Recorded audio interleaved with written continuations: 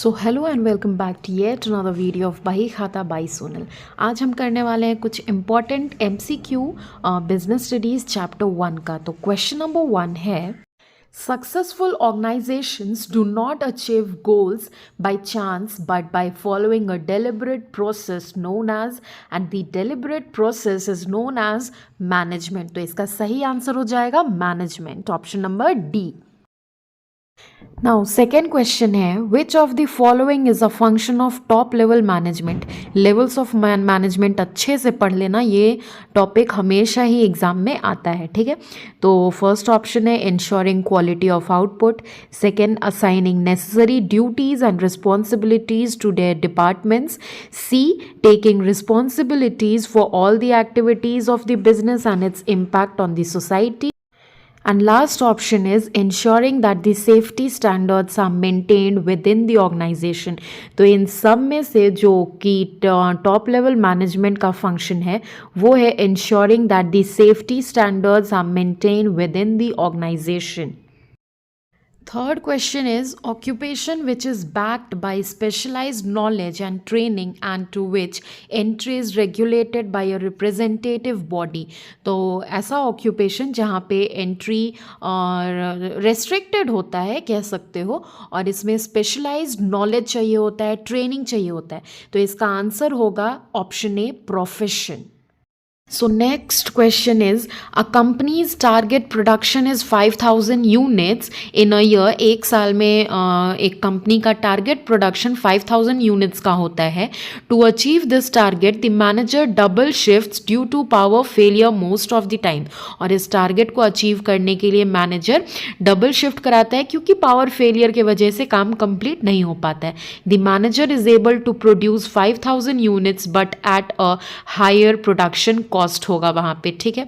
तो अगर मैनेजर काम पूरा कर 5000 यूनिट्स का टारगेट पूरा कर पा रहा है लेकिन प्रोडक्शन कॉस्ट ज़्यादा लग जा रहा है, तो यहाँ पे कौन सा आंसर होगा? ऑप्शन ए है effective and efficient, effective but not efficient, efficient but not effective, और option D neither effective nor efficient. तो जो मैनेजर है यहाँ पे वो इफेक्टिव तो है, काम तो कंप्लीट कर पा रहा है टारगेट, लेकिन प्रोडक्शन कॉस्ट उसका बढ़ जा रहा है, हाई हो जा रहा है। तो इसीलिए आंसर हो जाएगा option B, effective but not efficient. Next question है, like a thread in a garland dash concept of management can be said to be as central as thread in a garland. तो जैसे एक धागा फूलों से बना माला को एक करके रखता है, वैसे ही कौन सा वो कॉन्सेप्ट है जो मैनेजमेंट में सबको एक करके रखता है? तो उसका आंसर हो जाएगा ऑप्शन डी, कोऑर्डिनेशन। कोऑर्डिनेशन ही तो है जो मैनेजमेंट में सबको मिला जुला कर रखता है। नेक्स्ट क्वेश्चन है, dash function of management is considered as the base for all other functions. Option A coordination, B organising, C planning, D directing. तो base of all other functions की अगर बात करें तो फर्स्ट फंक्शन ऑफ मैनेजमेंट इसका answer होगा, और answer होगा प्लानिंग, क्योंकि फर्स्ट फंक्शन और बेस दोनों सेम है। नेक्स्ट क्वेश्चन की तरफ बढ़ते हैं। क्वेश्चन कहता है, this function of management related to placing the right person at the right job is. Option A organising, B staffing, C planning, D controlling. तो इस क्वेश्चन का आंसर हो जाएगा स्टाफिंग, ऑप्शन बी। तो नेक्स्ट क्वेश्चन है, an organization structure is deliberately designed by the top management to facilitate smooth functioning of the organization। organization structure बनाया गया है टॉप मैनेजमेंट के द्वारा ताकि जो भी मैनेजमेंट का ऑर्गेनाइजेशन का काम हो वो स्मूथली फंक्शन करे। तो नीचे लिखा है, which of the following is not a feature of such a structure. तो इन चारों में से जो भी ऑप्शन दिया गया है उनमें से कौन सा ऐसे ऑर्गेनाइजेशन स्ट्रक्चर के फीचर नहीं है वो बताना है हमको, ठीक है। तो ध्यान से पढ़िएगा, नॉट अ फीचर दिया है क्वेश्चन में, ठीक है। तो पहला ऑप्शन है, it clarifies who has to report to whom. Second, there is a systematic coordination among the various activities to achieve organisational goals.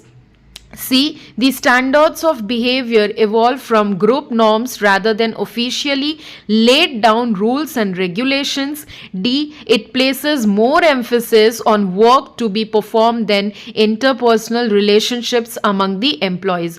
तो ऑप्शन नंबर सी देखो, the standards of behavior evolve from group norms rather than officially laid down rules and regulations.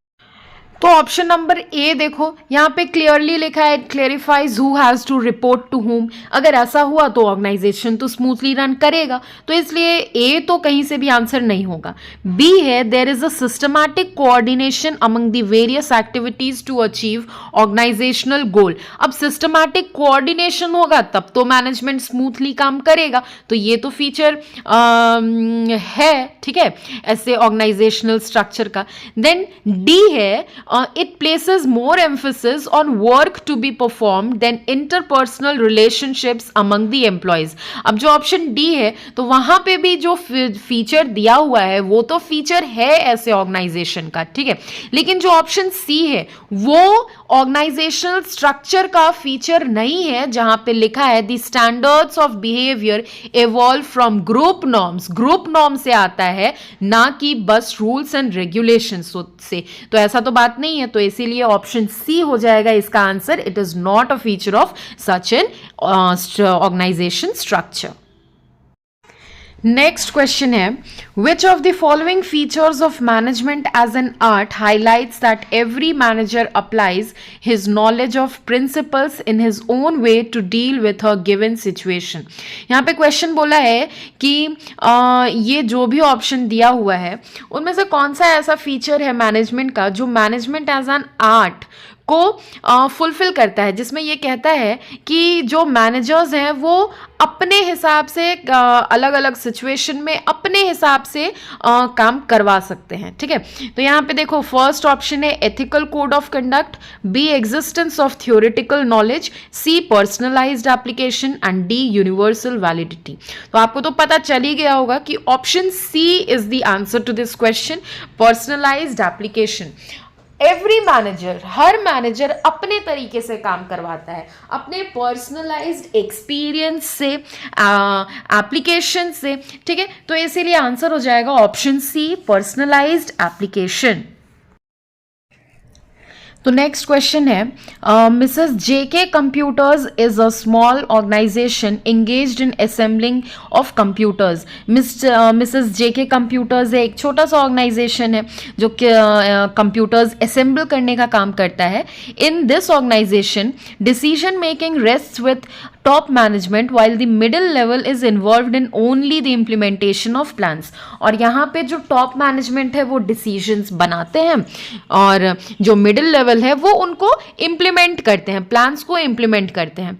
On the other hand progressive computers limited, और एक दूसरा case बता रहा है जहाँ पे प्रोग्रेसिव कंप्यूटर्स लिमिटेड दूसरा कंपनी है, इज अ लार्ज कंपनी, वो एक बड़ा कंपनी है, where a number of people from each level are involved in the decision making process. और यहाँ पे अलग अलग जगह से मतलब डिफरेंट पीपल ऑर्गेनाइजेशन के ही डिसीजन मेकिंग प्रोसेस में इन्वॉल्व होते हैं. The application of the principle of centralisation and decentralisation is different in the two organisation as the situation in each enterprise is not the same. और जो centralisation और decentralisation का principal apply किया गया है दोनों केस में, तो वो दोनों ही ऑर्गेनाइजेशन में डिफरेंट है ना, क्योंकि एंटरप्राइज जो है वो भी सेम नहीं है दोनों का. तो नीचे लिखा है, from the following identify the nature of principles of management.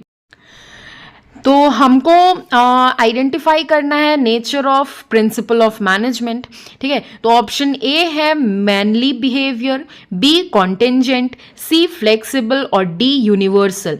तो ऑप्शन ए मेनली बिहेवियरल तो नहीं है, ठीक है. ऑप्शन सी फ्लेक्सिबल भी नहीं है दोनों, अगर ऑर्गेनाइजेशंस का देखें तो. यूनिवर्सल तो यहाँ पे अटल सत्य टाइप का भी तो कोई बात है नहीं, ठीक है.